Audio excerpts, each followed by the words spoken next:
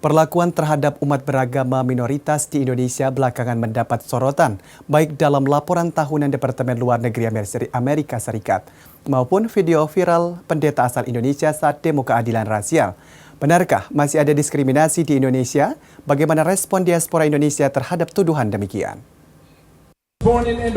Kehadiran pendeta yang juga diaspora Indonesia dalam demo Black Lives Matter menuai kontroversi. Pendeta Oscar Suryadi mengaku tak asing terhadap diskriminasi di negara asalnya saat berbicara di Pioneer Square di kota Portland, negara bagian Oregon. Tanpa menjelaskan kasus diskriminasi yang pernah dialaminya di Indonesia, Oscar menyayangkan terjadinya kesalahpahaman di tanah air. Bahkan ia mengakui ia pun mengalami diskriminasi di Amerika Serikat. Saya sebenarnya tidak pernah mempunyai maksud untuk menghina atau melakukan hal-hal yang menyepelekan Indonesia. Karena Indonesia adalah bagian dari saya juga. Menurut pendeta Oscar, ia menyebut pengalamannya di Indonesia untuk mendekatkan diri dengan audiensinya saat itu, yang mayoritas warga kelahiran Amerika. Audiens itu perlu ada engagement waktu saya bicara, karena dia nggak tahu siapa saya.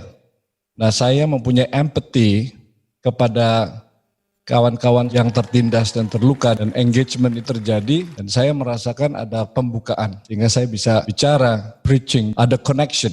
Dino Patijalal, Ketua Dewan Pembina Indonesia Diaspora Network, menyatakan reaksi dari tanah air terhadap diaspora Indonesia di luar negeri adalah wajar.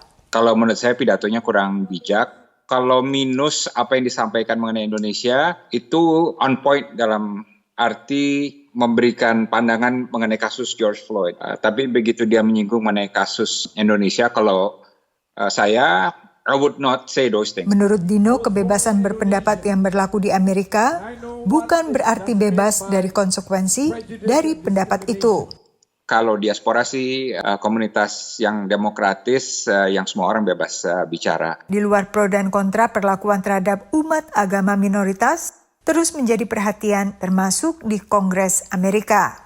Dalam laporan kebebasan beragama terbaru yang diterbitkan Departemen Luar Negeri Amerika 10 Juni lalu, Indonesia masuk dalam daftar 15 negara Special Watchlist atau kategori perlu pemantauan khusus, bersama negara lain seperti Afghanistan dan Irak.